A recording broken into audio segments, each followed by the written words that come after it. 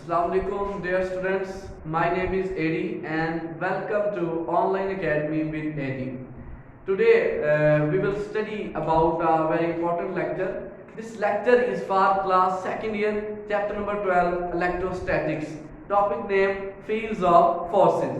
First of all we will study about the electric field. हम सबसे पहले देखेंगे कि इलेक्ट्रिक फील्ड क्या है। देखिए अब ये चार्ज पड़ा हुआ है जैसे, तो इसके गिर्द कुछ ना कुछ जगह होगी जिसमें ये दूसरे चार्ज पर फोर्स लगा सकता है।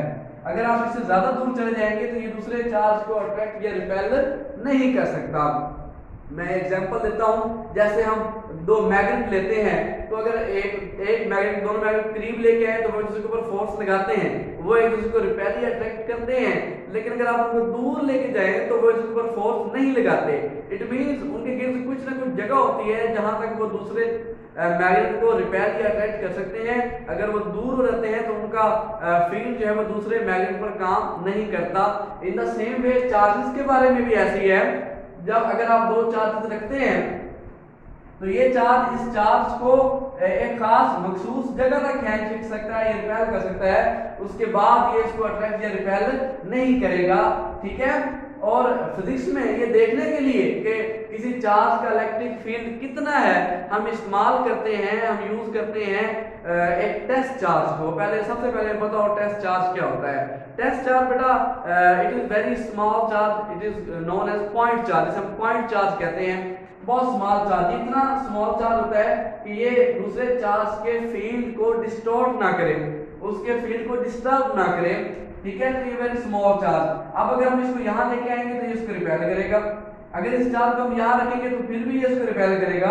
अगर हम इस चार्ज को यहाँ रखेंगे तो ये इसको रिपेल नहीं करेगा। तो हमें पता चल जाएगा कि इसका फील्ड भाई यहाँ तक है, ये स्पेस तक इस चार्ज को रिपेल कर सकता है, इस स्पेस के बाद इस चार्ज को रिपेल नहीं कर सकता। तो हम कहेंगे भाई इसका फील्ड यहाँ तक है।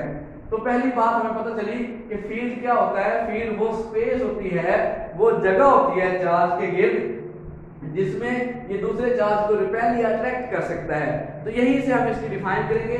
हम कहेंगे the space around the charge, the space around the charge in which it can exert a force on another charge is called electric field। कि भाई इलेक्ट्रिक फील्ड की चार्ज की वो जगह है जिसमें दूसरे चार्ज को अट्रैक्ट या रिपेल कर सकता है। अगर नेगेटिव होगा तो वो इसको अट्रैक्ट करेगा, अगर पॉजिटिव है तो इसको रिपेल करेगा। Remember test charge is always positive in physics.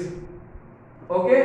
तो हमने कहा the space around the charge, the space around the charge in which it exert a force on another charge is called electric field। कि भाई electric field किसी charge की वो जगह है जिसमें ये दूसरे चार्ज को रिपेल या अट्रैक्ट कर सकता है। अब अगली बात जो हमने देखनी है that is electric field intensity. Intensity का मतलब होता है शिद्दत। Electric field intensity mean electric field की शिद्दत। तो भाई अगर ये इसको ज्यादा रिपेल करता है, इसकी मैग्नीट्यूड अगर ज्यादा होगी तो ये इसको ज्यादा रिपेल करेगा। हम कहेंगे भाई इसका इलेक्ट्रिक फील्ड ज्यादा है, इसकी इलेक्ट्रिक फील्ड की शिद्दत ज्यादा है, इसके इलेक्ट्रिक फील्ड की इंटेंसिटी ज्यादा है। अगर इसकी मैग्नीट्यूड कम हुई तो इसका इलेक्ट्रिक फील्ड कम वीक होगा तो ये इसको रिपेल भी कम करेगा। हम कहेंगे इसके इलेक्ट्रिक फील्ड की इंटेंसिटी कम है, इसके इलेक्ट्रिक फील्ड की शिद्दत कम है। तो कैसे पता चलता है इलेक्ट्रिक फील्ड इंटेंसिटी का? ये हम देखेंगे इसके ऊपर फोर्स वो कितनी लगा रहा है। अगर वो ज्यादा फोर्स लगाए तो मीन उसके इलेक्ट्रिक फील्ड की शिद्दत ज्यादा है, अगर ये इसके ऊपर कम फोर्स लगाए तो इस मीन इसके इलेक्ट्रिक फील्ड की शिद्दत कम है।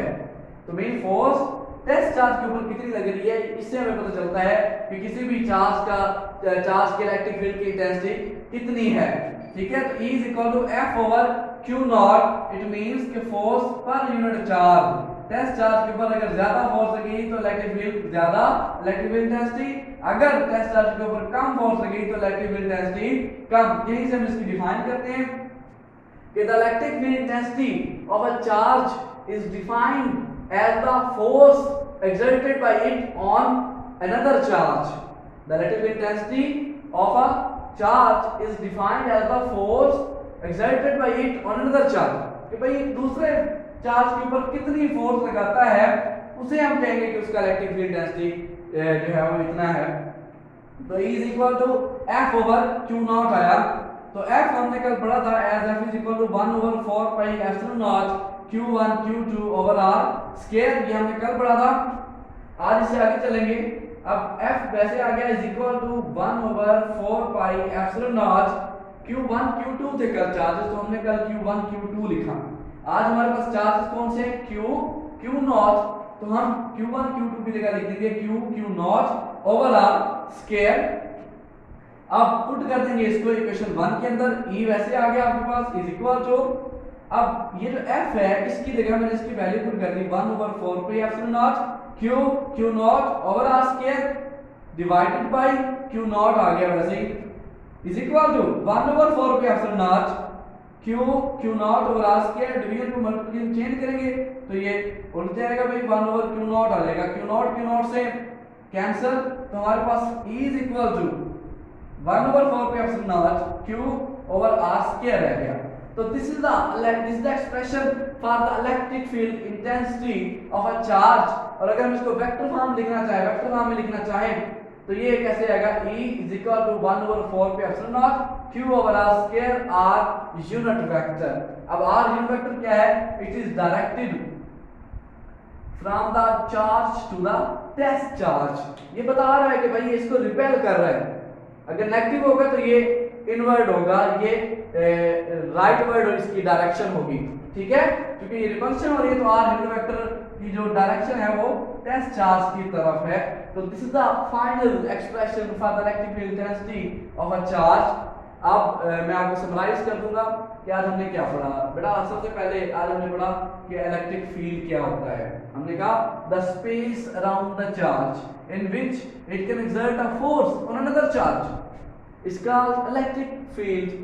और दूसरी बात हमने पढ़ी इलेक्ट्रिक फील्ड इंटेंसिटी क्या होती है। हमने कहा the force per unit charge, in simple word the force per unit charge is called electric field intensity E is equal to F over Q naught। फिर मैंने बताया कि फोर्स का एक्सप्रेशन करवा लिया, उसको मॉडिफाई किया, पुट किया इस इक्वेशन में, Q नॉट से कैंसिल, तो हमारे पास फाइनल एक्सप्रेशन आ गया इलेक्ट्रिक फील्ड इंटेंसिटी के लिए। अब अगर आपको चार्ज की वैल्यू पता है, आपको ये पता है कि इनके दरमियान डिस्टेंस कितना है, तो आप वैल्यू पुट करके और इलेक्ट्रिक फील्ड इंटेंसिटी की वैल्यू फाइंड कर सकते हैं, क्योंकि हमें पता है कि 1 over 4 pi epsilon naught की वैल्यू होती है 9 multiply 10 की पावर 9। तो this is the final vector form में लिखेंगे तो r यूनिट वेक्टर साथ ऐड कर देंगे, where r is a unit vector directed from the charge to test charge, क्योंकि ये पॉजिटिव चार्ज है तो ये रिपेल करेंगे, इसलिए इसकी डायरेक्शन जो है वो लेफ्ट वर्ड है। ओके।